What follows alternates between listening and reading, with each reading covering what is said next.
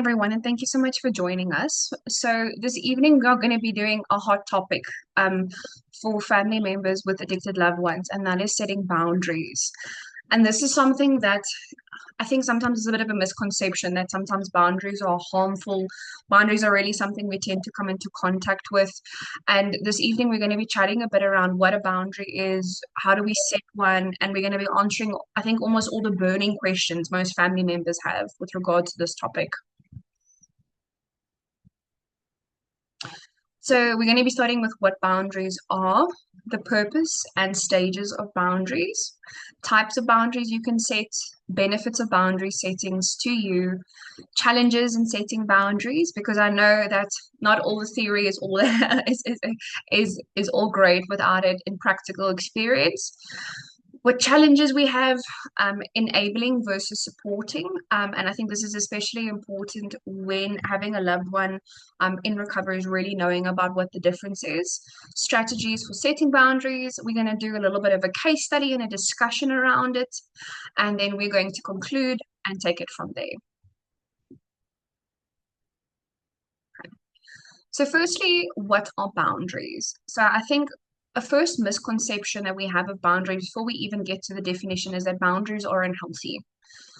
Putting up a boundary is one of the healthiest things you can do because a boundary is a limit or a rule that defines what you deem as acceptable behavior. And I think one thing that especially families of addicted loved ones maybe tend to miss sometimes is the focus is always on the addict, but actually you're important, your needs are important, and boundaries are there to help us to prioritize our own needs and to protect ourselves from harm. This can come in many different forms: financial harm, emotional harm, psychological harm. There's a lot of different kinds. In the context of addiction, boundaries are especially important to families, that it can help you guys to avoid enabling behaviors and perpetuate addiction. But I think, as we mentioned previously as well, you need that it's to protect your own needs and to protect yourself also from harm, because you are also important. Your life is also meaningful within this process.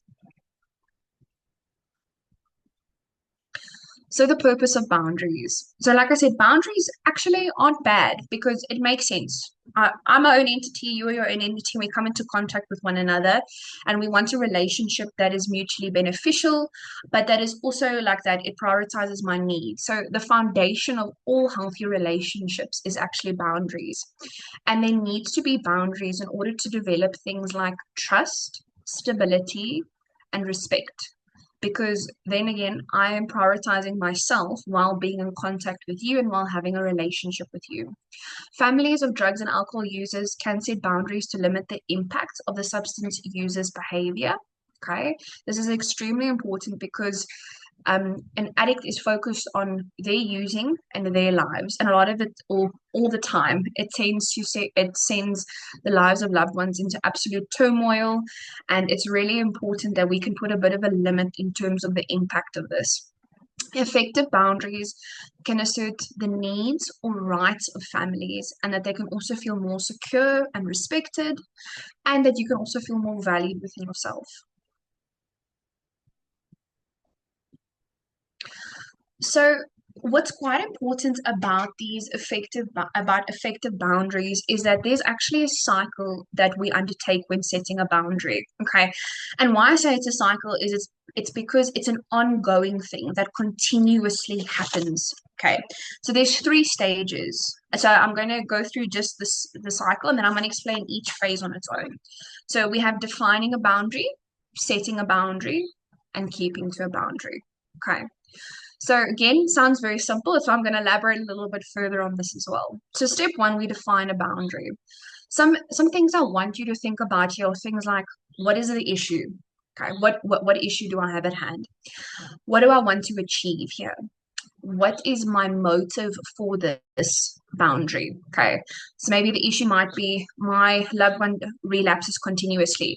What I need to achieve is some peace and stability in my own life. My motive is that my life is in absolute turmoil each time this person relapses and they don't want to go back into treatment. Then I want you to think a little bit about things like, what's acceptable behavior How would you define what this boundary would be? So kind of what are the parameters of this? What are some risks?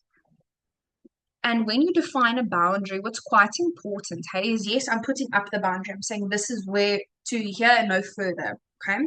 So what I also need to say is what is the consequence that comes thereafter? If the boundary is to be overstepped or adhered or not adhered to, what would happen? Okay. How long is the boundary also going to be in place? So why I say that is what's really important to note really is when we're dealing with an addicted loved one, they've pushed your boundaries time and time and time again. And a lot of times we give in because we worry, we fear. We'll get a little bit to that a bit later as well. But why there needs to also be this firmness in the boundary is because the more I push the boundary and the more you give in, the more I learn that I can overcome your boundaries or I can overstep your boundaries and there'll be no accountability. So the consequences is actually a way of saying, listen, if you do this, this is the accountability. This is the thing that's going to happen to you. Okay. What's really important about this as well is sometimes depending on where your loved one is also in terms of their treatment is to look a bit at is it also appropriate in terms of the boundary you're setting. So for instance, if your loved one is in primary care and the direct goal at that time is to help, let's say, help get them into extended treatment, it's not going to be the time necessarily to, let's say, make a boundary on money because you might be in control of the money at this stage because that's their stage of treatment. But the boundary then is that you are still in control. Later on, we can define the boundary a little bit further. Okay. So this is I know there was a lot of things to think about, but it's almost like brainstorming a bit about how, what, when, why, and who. Okay, so almost like your 5 W's, we like to put them. Okay, so that is when you define a boundary is really important. The next is the setting a boundary. So now that I have the foundation of what my boundary is, where my motive is, what are my consequences of the boundary, is it flexible, all that kind of stuff, I'm going to now say, okay, now I need to set the boundary. I need to communicate it with you in some sense. This might take place in settings, let's say, like in conjoints with the counselors present. If your loved one might not be in a treatment like that, or maybe it might just be communicating with them through verbalizing it to them, or maybe sending them an email if that's maybe where your communication is. So this really boils down to things like being open and honest. A lot of the time, it's very difficult for us to be honest with our loved ones.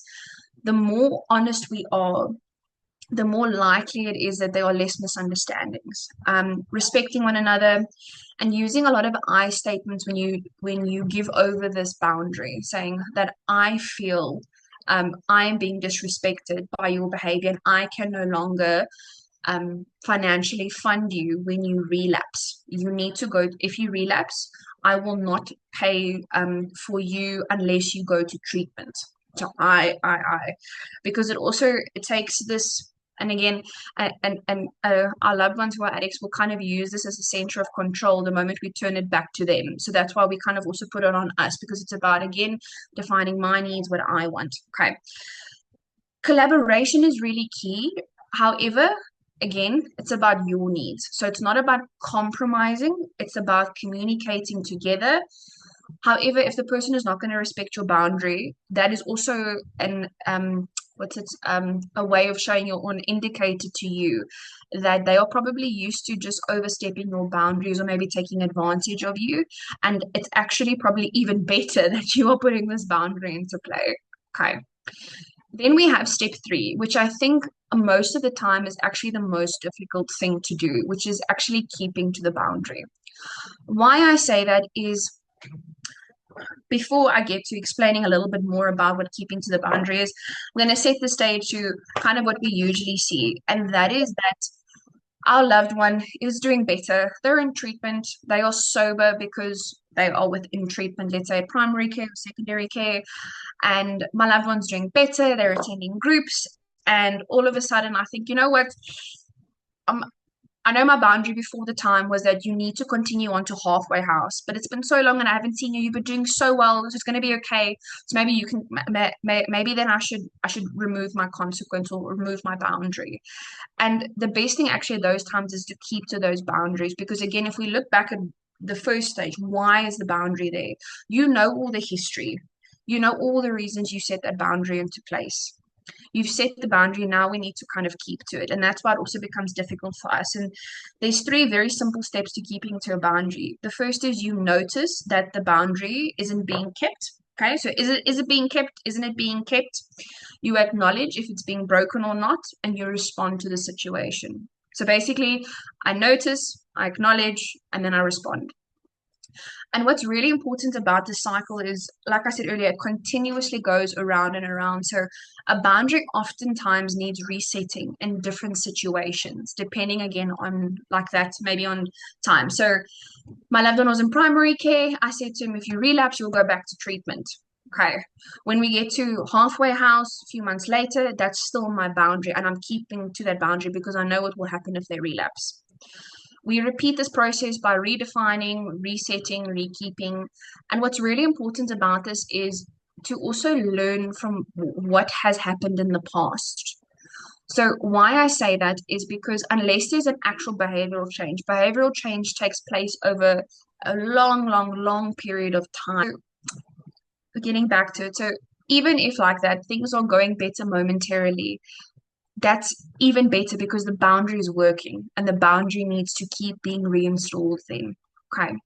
And then lastly is the process is usually really helpful to family members when firstly they support one another and they have the support of the professionals. A lot of times we will prompt times to put in consequences. But if you feel that you want to put in consequences as well, that is also something that is completely advised and encouraged. A lot of the time, depending on maybe if your loved one is a bit early on in treatment, we just recommend maybe just have a bit of a chat with us so we see how we can support you. Because again, like I've emphasized, this process is really difficult to go through because we really aren't used to putting up these boundaries and saying, listen, I can love you in a more constructive way, but I also need to honor my own needs and my own well-being in terms of the situation that's currently happening. I wanna add to that, Kayla. Something that kind of helps us identify a boundary, especially when our loved one is already out of treatment and, we're kind of interacting with them more regularly, is when the boundary is crossed, then it kind of makes it something a bit easier to identify Yes. because perhaps I haven't put the boundary in place before. I didn't even understand myself that this is something that I found unacceptable or that I didn't want occurring in my household or anything like that. Sometimes that's a process that needs to occur, is that before I even set the boundary, I don't even know what it is. I find defining it only comes when the boundary's been crossed, if I'm making sense. Um, and so when Kayla talks about setting boundaries in treatment, it can almost be that much more challenging because perhaps so literally the our loved one isn't given the opportunity to cross boundaries so bluntly, if I can say. And so on the first slide, I think it was, Kayla mentioned, what is a boundary? And it's a rule, it's a limit of what I find acceptable behavior.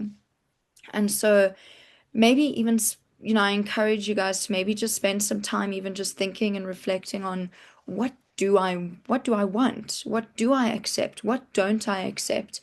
And even Kayla mentioning just part of the boundary setting process is on learning based on what has happened in the past.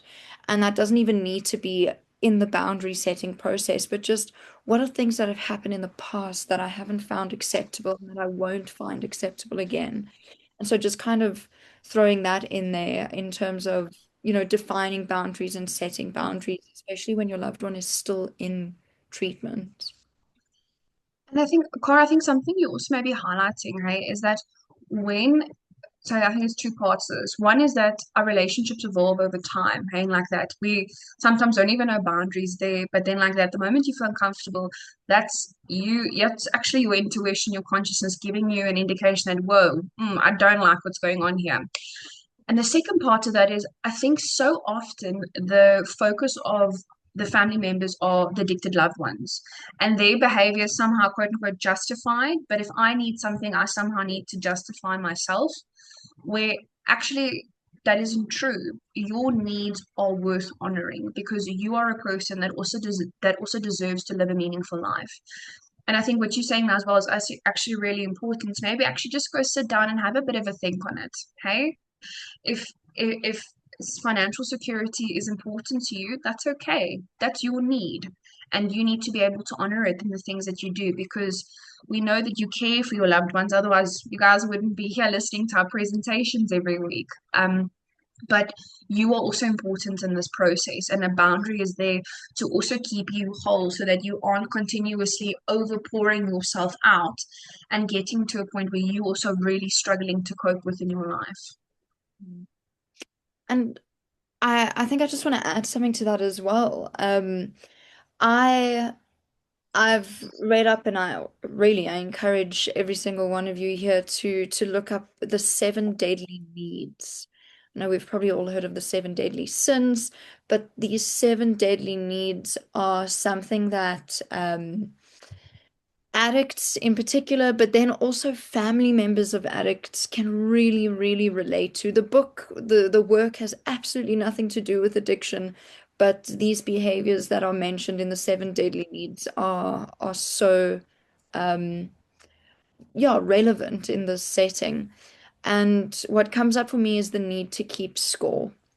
And again, it's not just addicts that take on these behaviors. Family members often take these on as part of dysfunction as well. And this need to keep score can lead us to believe that I need some form of leverage to be able to set a boundary with someone. So I need to have like these ducks in a row and these bases covered and make sure I can answer these questions before I set this boundary. So that when I get asked why or how come or where's this coming from, I've got it all. When in actual fact, going back to what Kayla was saying, you're allowed to set this boundary. It's about you, it's about your needs and your wants and what you're willing to accept. And so, this need to keep score of this is what I have before I ask you to respect this boundary is not necessary. It's kind of an illusion that we build Mm. on in, give and take. I've got to make sure that the amount that I give is the same as you take and vice versa. So just keeping that in mind as well, it can be such a subconscious process that we go through. But sometimes just wanting something for your household is enough of a reason. We don't need leverage and yeah, these kind of T's and C's. Awesome. Mm. So some strategies for setting some boundaries. So again, I know the list looks very simple. So bear with me. We're gonna go through it a little bit together. Why a lot of these concepts are really simple is because I'm a big believer that these big complicated things don't work on a day-to-day basis. These are kind of the things I can go back to. So number one, we got to identify boundaries. So I think our Cara also mentions really important is that yes, you can go sit now and you can set in some boundaries, but as you go along, your process will continue and you'll start to actually realize certain things that actually make you uncomfortable. Those are places where boundaries are necessary for you. Secondly, is to communicate clearly. And this is really where being honest and open, regardless of the other person's reaction, is really important. And being very honest about, this is my need. I feel like this. These things are happening to me. This is my priority in my life. Um, Thirdly, is to set consequences. So again, action, reaction. This happens, this is the consequence. If you overstep, this is going to happen. And the only way a boundary works is if we keep consistently to it every single day. Because if I know I can push over your boundary, your consequence means nothing to me. I will just keep doing it. I know probably a lot of you they are sitting there thinking, but that's really intense. But it's so necessary because it's what you deem as appropriate behavior. Okay. Number four is prioritizing self-care. And I always think of self-care as something, it's actually so individualized how self-care looks. So yes, we have our traditional theories around it, personal hygiene, make sure I do things that relax me, that are restful. I must journal, I must do this. But really, self-care can look different to different kinds of people. Is self-care to you is something like watching a history documentary every day at lunch? Awesome. Then do that because that's a way that you're caring for yourself.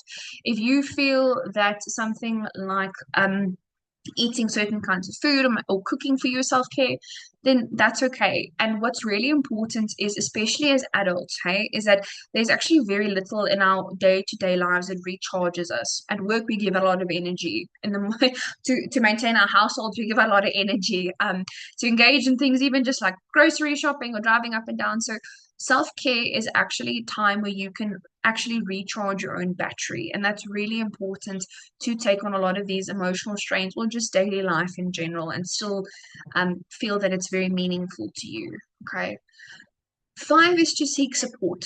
I know this is a very difficult concept because it feels sometimes like, how am I going to make more time for this? Or financially, I'm worried, or things like this. But really, especially us here at Changes, our doors are always open to you. Whether it be support like this, doing family support groups, being in contact with other maybe family support group systems, whether it might be seeing a counselor, psychologist, an occupational therapist, anything like that. We are really here to help you, and you don't need to do this by yourself. And one of the greatest things about these communities that we form is our addicted loved one also has a community, but you guys also have a community with one another. And a lot of the time, this community creates this sense of commonness, but also that I don't feel so alone.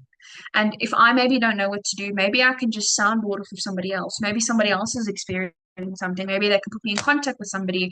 Maybe someone can just be there to listen to me. Maybe I can find out more on certain topics, like, for instance, these sessions. Um, you don't need to be alone in this process, and it's really something that we'd like to support you through. Number 6 is to be consistent. So, like I explained, is that if I if our addicted loved one knows I can push you to the point where you'll give in to me, they will push and push and push and push. And that is really, really, really important because being consistent is the only way boundaries are adhered to. But more importantly, that you are able to care for yourself in and be treated in the ways that you know is appropriate. Okay. Number 7, practice some assertive communication.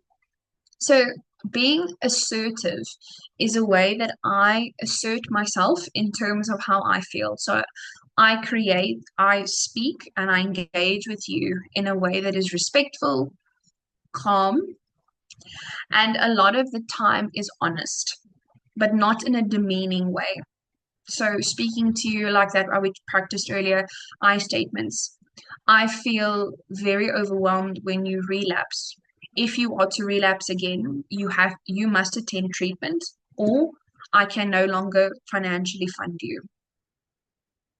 Because that's really being honest. I can't financially support you any further than this point onwards, and the only thing I can help you with is treatment. So really using those I statements, this is what I can do. Number 8, be prepared for resistance. Okay, so we've chatted a bit earlier about in the past, certain kinds of behaviors have taken place. That hasn't changed up until now. Our addicted loved one has challenged our behavior time and time and time and time and time again in lots of different ways. Financially, emotionally, psychologically, physically, maybe even in some senses, someone being in your house when they're not allowed to, stealing your things, things like this. They are going to not react well because you are taking the control element away from them in terms of you are putting up a boundary and saying you cannot control me, you cannot manipulate me, you cannot lie to me like this. Otherwise, and if you are to do that, this is the consequence that will happen. So again, they're not in control. Okay. So a lot of the time it will be met with a lot of resistance.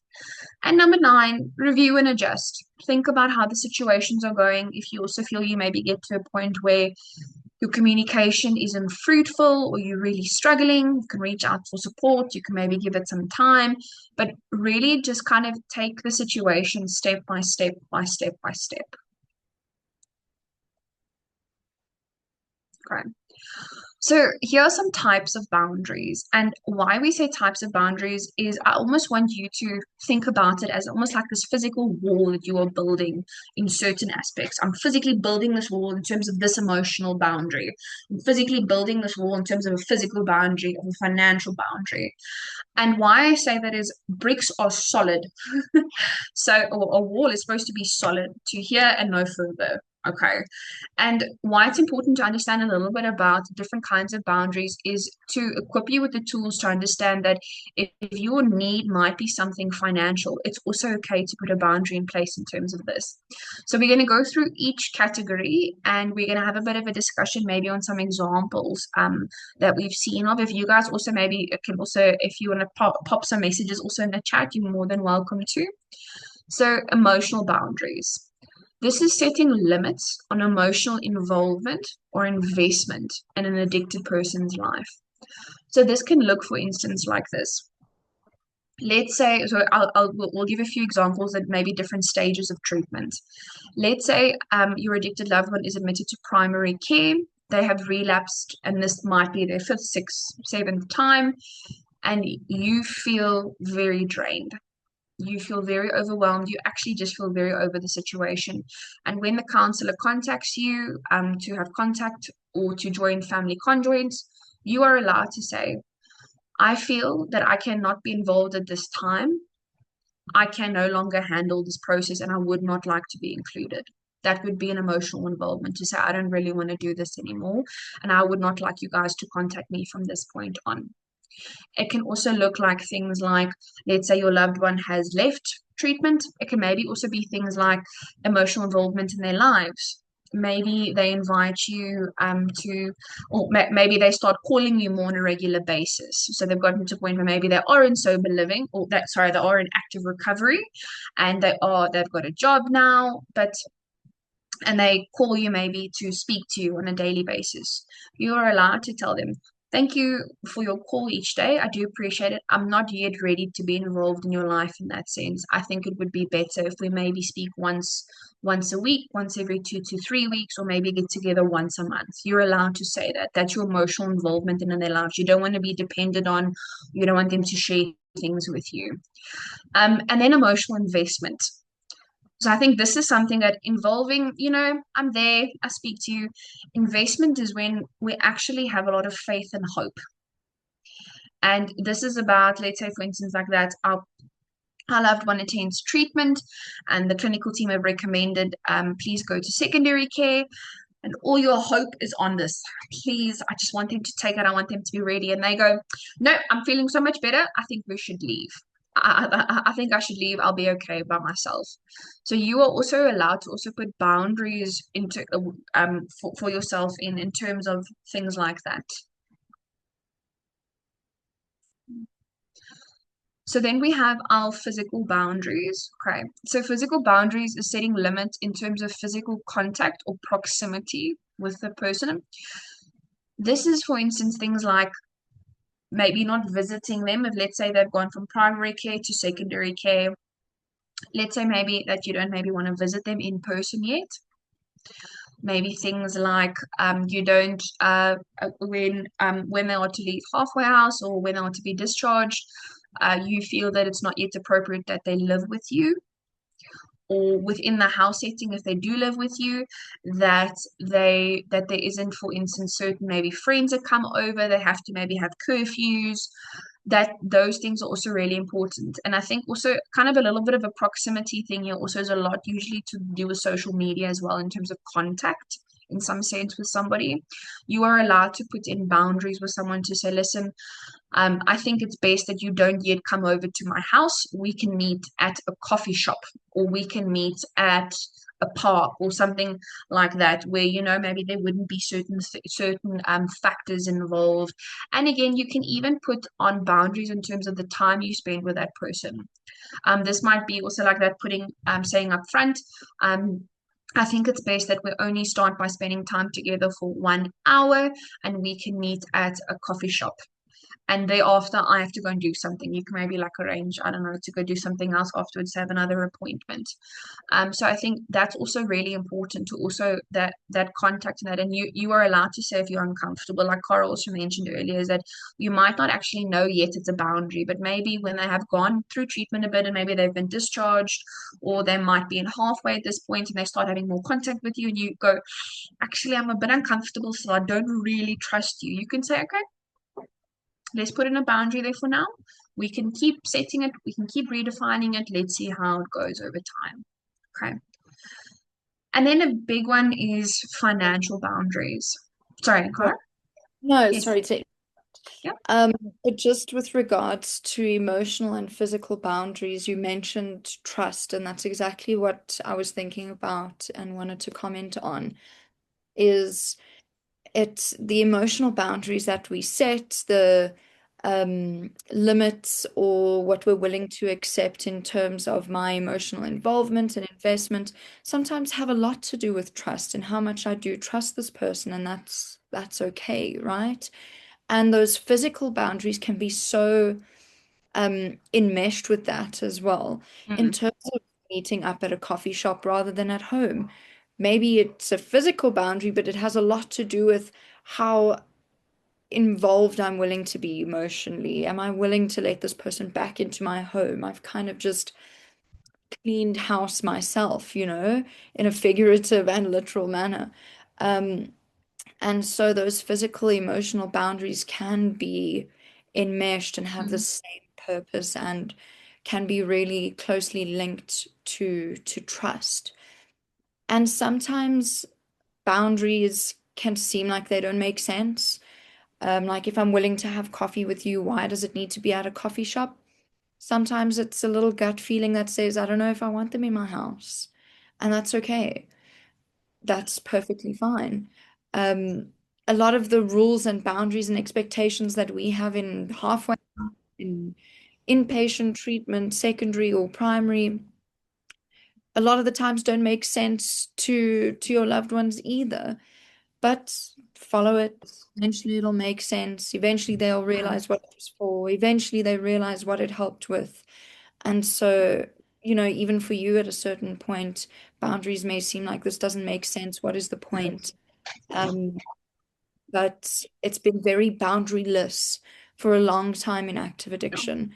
And so even setting those really small, they seem insignificant, setting those kinds of boundaries are sometimes the most important and the most impactful as well.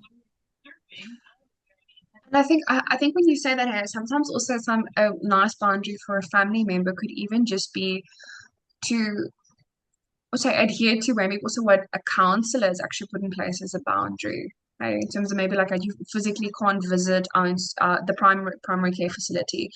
And the reason we do that again is because of that the boundary part, certain purposes of treatment, but those should be also good indicators of certain things that even as that we're encouraging, hey, that like we know a lot of this is really difficult, but but it's also really important, like how you said, that we don't always have to follow these norms of what it should be. If I feel uncomfortable, I don't actually need to explain myself because it's my life, and I'm trying to have a relationship with you in some sense. And you bring up such an important point as well, because one of your slides spoke about getting professional or being on the side of the professionals or having the professionals as support in your boundaries as well. And speaking of those little insignificant boundaries that, seem insignificant, is a perfect example. Speak to your counselor about that. The big things that make a lot of sense is like, Mom, my medication, it doesn't make any sense. I don't enjoy it. I don't want to be on this. An answer can be speak to your counselor about that. Yeah. Something a bit smaller. Um, Mom, I need tuck shop money. I've run out of cigarettes. I don't know when I'm going to be able to get cigarettes again. Speak to your counselor about that, right? It's just setting, maintaining, following through, remaining Mm. consistent. It's something that can even seem significant, but has a really big impact. And I think, Cora, what you actually mentioned there, so sorry, actually, is a side note, and I think this is really difficult sometimes people to understand, is that Um, as a family member, your role is not to save your addicted loved one. And that's why the boundary needs to be there, because you need to look after yourself.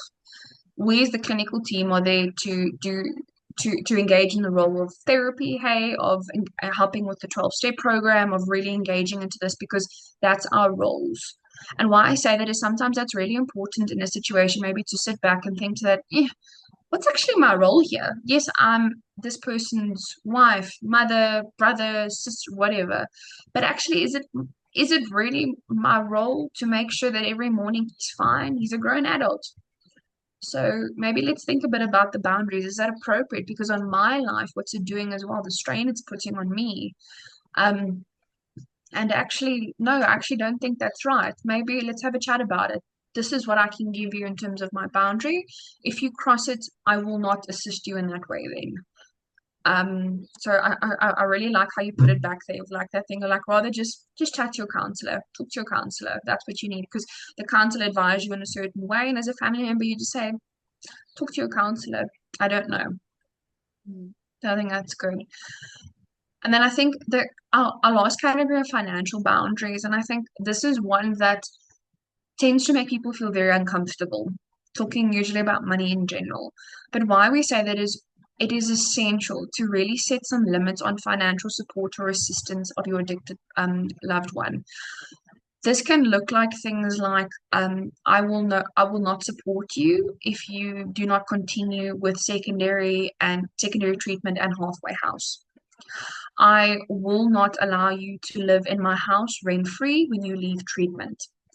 I will not give you an allowance because you know they're using it on drugs. I will not give you an allowance. You need to work. You need to go and work. You need to go and get a job or things like that. It is really important with this because a lot of the time addicts will really abuse this concept because they need money in order to use.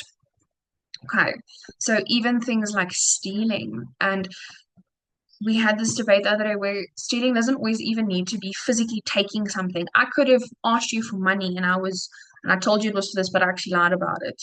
So that really, I think of putting limits on it. And usually also at the beginning of treatment, a lot of individuals may give over power of attorney or just power of their bank account to one of their loved ones for a bit because each time they get money in, they use their money. And then it's always everybody else in their family scramming to get money together to help this person pay the expenses for the month or pay for their childcare or pay a spouse or pay um, an addict, things like that. Um, I think this is just really it's really really important when it comes to these kinds of things because even if somebody is still financially savvy, or let's say for instance you guys have gone a while where these boundaries have been in place, what would be really key then is to look at it and still say, listen, just because things are going well doesn't mean I must take it away. So yes, I'm maybe not reminding them all the time about it, but if an opportunity was to present itself where the person was to maybe overstep these boundaries. So let's say, for instance, your agreement with your family member on a physical level is, let's see each other 4 times a month, and then things are going really well for 6 months. Seventh month come and they go, oh, can I come over more? And you go, but my boundary is 4 times a month. Doesn't mean you need to change it now. It means we're going to keep to it. Thanks. I really like that you like to see me more. That's great. I think we should keep it to 4 times a month. And finances as well is that even if somebody is a bit more financially stable, things like that, if you put financial boundaries in place, then you keep to them. Or if they're ever to come to you for to ask for money, think a lot about it because there is a pattern of behavior. And we're not saying that people don't get better and they don't change, but it is something that you really need to first sit with yourself and think a bit about what about you and yourself and your needs. So I just want to interrupt you with two very interesting questions that we've got in the chat box. Yes. The first one says here, with boundaries and conditions put in place, example, the addict may stay at the family home provided they are actively following a recovery program. Fantastic. Has anyone ever experienced a situation where the addict one day decides they are not going to stick to these rules and want to move out and do their into their own place and do their own thing? Could they insist that the parents pay for this new accommodation by legally claiming that the parents are responsible for them? Apparently, parents are responsible for their children beyond the age of 18, yet this could turn out to be enabling. Does anybody know what the law says? So I think that's a really interesting question. It sounds like there's a lot of manipulation in there. Um, to my understanding, I'm no lawyer. Don't know if anybody else has experience that wants to comment, but to my understanding, I wouldn't say that anybody is legally obliged to financially support their child if they are over the age of 18. Yeah, I don't know if anybody has anything else that they'd like to add. Cara, I think from my understanding, unless there's a formal contract in place, like I said, from my understanding, also speaking from a mouth perspective, is that they wouldn't be held liable to anything. I think for things like that, what we would really strongly recommend is seek support with an appropriate professional. So that would be something like reaching out to a lawyer, or possibly, and there's really lots of ways that you can do about it. You don't necessarily also always need to, how do I say, book an appointment or things like that. You can really contact certain lawyer firms. There are also a lot of national associations of South Africa. Like for instance, you'll get like the Labor Relations Association of South Africa. So I'm sure you'll also get ones for conveyances and things like that. They can possibly just give you a bit of a bit of an understanding of that. Or you can always just give you can go Google law firms in your area, maybe just give them a call and say, listen, this is kind of your situation. Would it be possible to just have a few minutes of someone's time to chat a bit to them about that? I'd really recommend things like that. As we say, turn to the professionals, and maybe then once you get an answer from them, then maybe it could be something that could maybe be brought to the clinical team to maybe also assist you maybe in having a bit of a meeting with your loved one, on the understanding of what the law says, and then taking it from that point on so that we can therapeutically support you. Okay, so I think I've got a bit more to add. Yes. I think a lot depends on your attitude. If your child is bringing threats or you to court for maintenance, etc., it's because he's got a sense of entitlement. So, to my knowledge, we don't, if they are physically disabled, maybe boarded, they might qualify for a SASA, but I don't think that we as parents have to take care of them.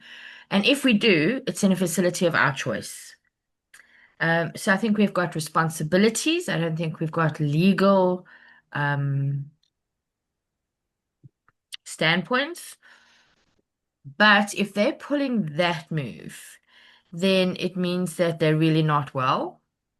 And I would be maybe asking to consider um, using the law to get a court order to get them into a facility for 12 months so that the facility can start doing the work and playing some catch up on entitlement. Um, but we are not responsible to look after our children. If they're that disabled, the state can. And if you put an entitled prince or princess into a state facility, you'll see how quickly the attitude changes. So I think don't let them bully you into taking care of them. As Kayla was saying, it's very manipulative. We don't have to fall for that. Yeah. Thank you, Cheryl. There's another question here, and I think it's, obviously related to financial boundaries and setting these financial limits. The question is, what about an addict that is already self-sufficient financially? I think that's a great question, and it comes back to mind when I think about leverage, and that we don't always need leverage to be able to set boundaries. Obviously, it's nice and it can make things a little bit easier and more likely for the other person to maybe stick to the boundary if they aren't self-sufficient and we say, okay, well, I'll stop supporting you. But another thing that comes to mind is almost this matter of yet. that if they're kind of, I don't need you because I'm self-sufficient financially. I don't have a problem because I still have money. It's a matter of yet. How long is that going to last? This disease is progressive, and eventually the consequences, both financially, emotionally, physically, are all going to catch up with us if we continue. Mm-hmm. Sometimes it requires us getting to that point before we realize that yeah, we want to change.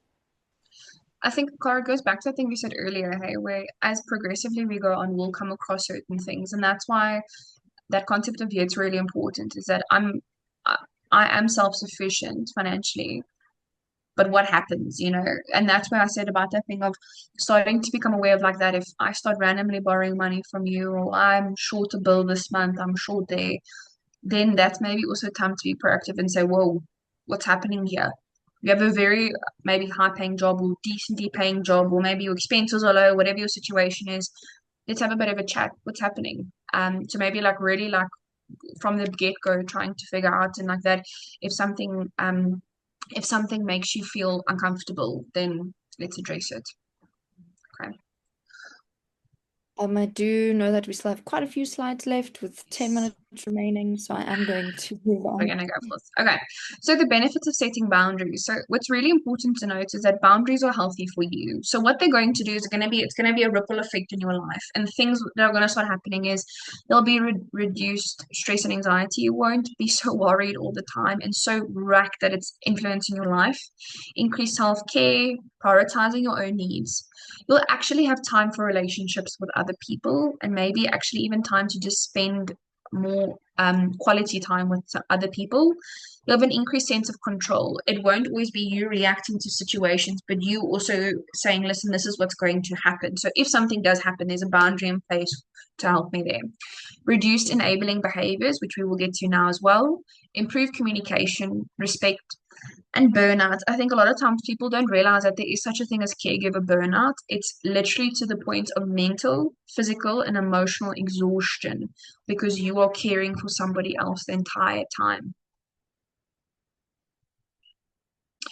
So challenges in setting boundaries. So what you will tend to feel when you set a boundary, and this is why it makes it so difficult, is you will tend to feel guilt, feelings of responsibility also for this person's behavior, because for so long you have been saving them. You have been making sure they're okay. You are making sure they can get to the end of their week, the end of their month. The expenses are paid. They get to see their children. Secondly is the fear of abandoning or hurting someone. And I think this is something we tend to see a lot, is when we ask we ask a family member to be honest with their addicted loved one. They'll go, but I don't want to hurt their feelings. Shame, like they're going through so much. But look at you. Because you actually really scared that if you put this boundary up with them, they're not going to want to talk to you. But that is their sense of control over you then. And again, that's the resistance part to a boundary. And last one is wanting to cover up for the addicted person. So Cora mentioned earlier about the seven deadly sins, seven deadly needs. I think it'd be important if you guys would maybe go look up a bit on that, but really wanting to feel needed and validated. You can also go look a little bit, goes back to that, because addiction does create an unhealthy family dynamic, which is something we also do have presentations over about. And again, it's you wanting to save them. And that's an enabling form of behavior. So enabling versus supporting. Enabling means I'm helping them to I'm actually keeping their addiction going. And even sometimes in treatment, we get something called their addictive behaviors. And by keeping this addictive behaviors going, so things like not allowing for there to be accountability, not allowing for them to actually go to continued treatment, things like that. These are also all enabling behaviors. And this is things like making up excuses, covering up, and it can even be a challenge to overcome when you set a boundary then. So these boundaries are really deeply ingrained, and they require significant effort and support to change, which means you really need to think and put a lot of effort behind this. Enabling perpetuates addiction. It prevents accountability, and it damages relationship. It keeps this vicious cycle going at the end of the day. Okay. Where supporting behavior is where we promote recovery, well-being, with clear expectations. So the supporting behaviors result in things like promoting recovery, building trust, and fostering accountability. Okay. Okay, so we have a case, and unfortunately, we don't have too much time. So what I'm going to do is I'm going to read them, and if you guys would like to go and maybe have a bit of a think over them, I think it'd be really important. So the background is Sarah's son John has been struggling with an opioid addiction for several years. Despite numerous attempts at treatment, John continues to struggle with the addiction, so he's relapsed in the past. Sarah has found herself helpless and exhausted. She has been enabling John's behavior by making up excuses for his action, lending him money, and covering up his mistakes. Can you guys see already the enabling behavior is keeping the addiction going? Okay, it's not me holding him accountable and saying no. It's me saying, it's okay, let me help you. The scenario is that John calls Sarah and asks her to lend him money to pay for his rent. He promises to pay her back, but Sarah knows that he has a history of not following through on his promises. Sarah is tired of enabling John's behavior and wants to set boundaries. Okay. So you can go to the next slide, please, Cara. So potential challenges that we might see here, hey, is there might be a resistance from John. So John might resist Sarah putting up a boundary and saying no. And he might try to manipulate her and say, you know what, Mom, then I'm gonna sleep on the street. Where else am I gonna go? I mean, I don't have a job. I mean, what else can happen? Mom, you know what? You're going to kill me by doing this. Or maybe he's going to lie even further. You know, I have absolutely no money. I'm going to starve. Guilt and shame. So Sarah might feel guilty or ashamed about setting the boundaries, especially because she has been enabling his behavior. I think that's pretty self-explanatory. Okay. And then last one is the fear of abandonment. So Sarah loves John. It's her son. So Sarah may worry that setting a boundary will lead John to abandoning her or becoming more distant. Again, that is also in a lot of senses a form of manipulation and entitlement. If you won't do this for me, I'll just cut you out of my life because you won't help me and you won't help my addiction. So what to do? Firstly, Sarah needs to identify what boundaries need to be set. Okay, I can't give him any more money. Be specific.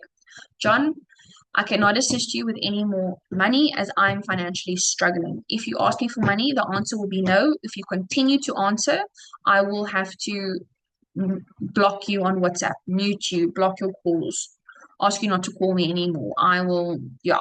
And you'll communicate that. So she would have told him that, or maybe sent him a message about it. Okay.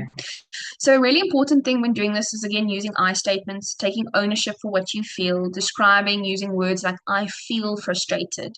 So not I am, I feel, because again, we are not an emotion. We experience an emotion. We feel something.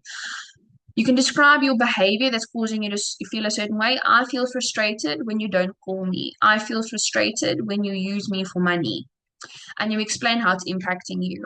I feel frustrated that you use me for money as I am struggling to make ends meet. I feel exhausted by your relapses as I continuously worry about your whereabouts when you're using. Okay, so those are the I statements.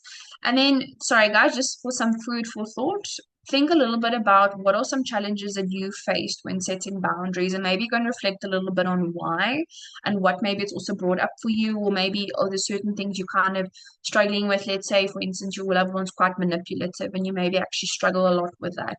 You struggle with how to react towards manipulation or keeping them accountable. The second is, have you found ways to prioritize your own needs and self-care? If not, I'd recommend that you maybe go sit down tonight and go jot down stuff that firstly you maybe enjoy, things that you feel that you need within your life in different spheres, physical care, emotional care, financial care, and start thinking a little bit about on a daily basis how you are giving back to yourself and what's important to you. And then lastly, strategies. What strategies have you used maybe in the past to set boundaries and assert your needs? And if it hasn't worked, let's maybe go think a little bit about after tonight's presentation what you could do. And if you have further questions for us, you are more than welcome to also reach out to us and we can take it from there. So our conclusion for today is as follows. Boundaries are essential for families that are affected by addiction. By understanding the importance of boundaries, setting clear limits, families, you can protect your own well-being and support your loved one during their recovery by not compromising yourself. So, what can you do next? Like I've mentioned, reflect on your own boundaries and needs, seek support from others, and take action to set boundaries and prioritize your own well being.